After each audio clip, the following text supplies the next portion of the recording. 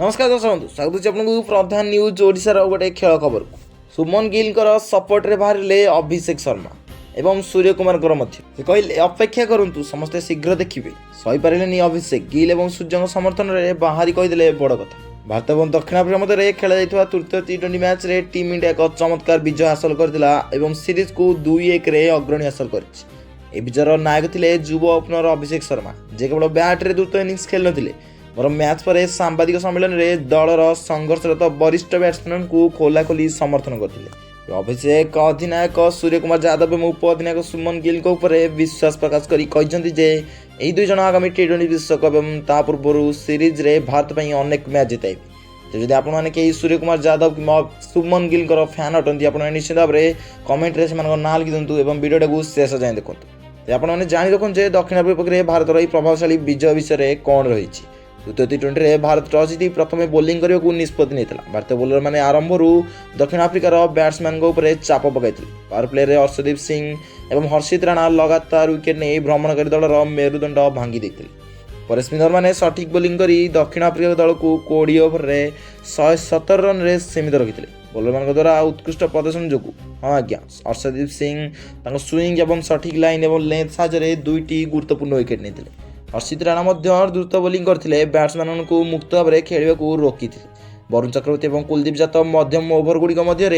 दुईटी लेखाएं wicket नहीं run हार को संपूर्ण भाव में नियंत्रण करते अधिनायक एडेन मार्करम निश्चित भाव में गोटे पार्श्व को धरी रखिते अपराजित 61 रन करते किंतु अन्य पार्श्व गुरुत्वपूर्ण समर्थन मिल ना किंतु अभिषेक मात्र 18 बॉल रे 35 रन कर दल को एक दृढ़ स्थित में पहुंचाई इनिंग्स रे चमकदार चौका और लंबा छक्का सामिल थिला गिल अपेक्षाकृत सतर्कतार सहित खेली 28 रन करते दुहे 60 रन भागीदारी कर भारतर विजयर मूलदुआ पकाई सूर्य कुमार और गिल विश्वास करूँ बोली से कहते मैच पर गणमाध्यम सहित कथा समय अभिषेक शर्मा कहते अधिनायक सूर्य कुमार यादव और सुमन गिल भली खेलाड़ी माने बड़ मैच खेलुथिबा खेलाड़ी